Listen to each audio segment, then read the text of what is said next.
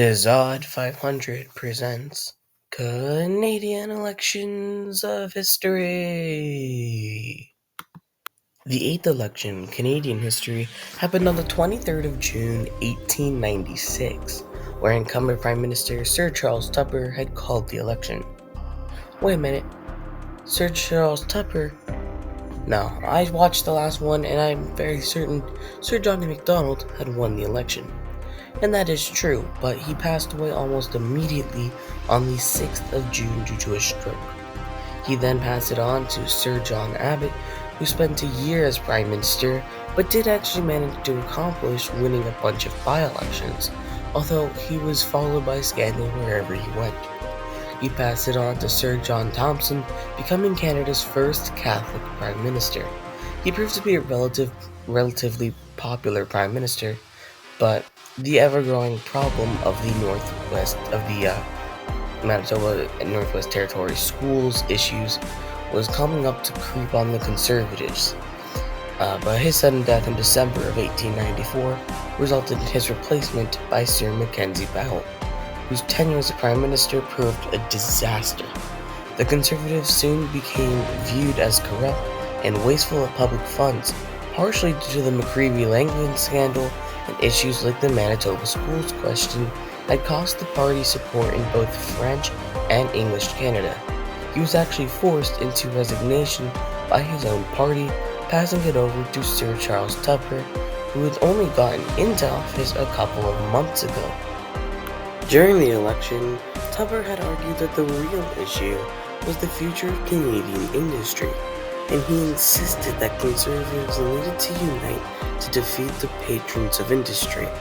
However, the Conservatives were so bitterly divided over the Manitoba Schools question that whenever he spoke, he was faced with a bunch of criticism.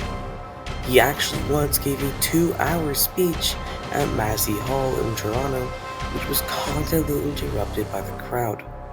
The election saw a great change in the Liberal Party. While the Liberals had traditionally been the party for radical change, in this election they embraced a much more conservative platform that helped many of the traditional supporters of the Conservatives move over to the Liberals. The most important change was Laurier's support of the national policy, an important cause to the powerful business interests of Montreal and Toronto, which have a lot of seats.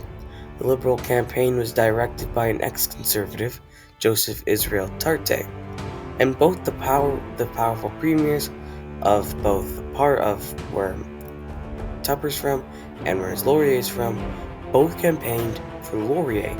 And with that being said, let's get into the results of this election. There were 62.9% turnout in this election, and 213 seats in the House of Commons. 107 are needed to win a majority here.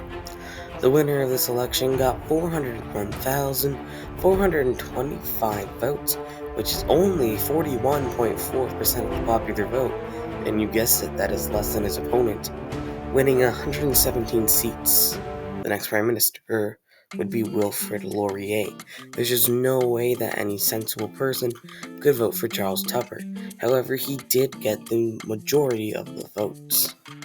Because of this fact, Tupper refused to step down from office. Where have I heard that one before? He decided that Laurier couldn't really form the correct government. Where have we heard that one before? And that he would need to stay in office. Where have we heard that one before? Although he did make an appointment to the Governor General, who refused it, eventually resigning and passing it over to Laurier.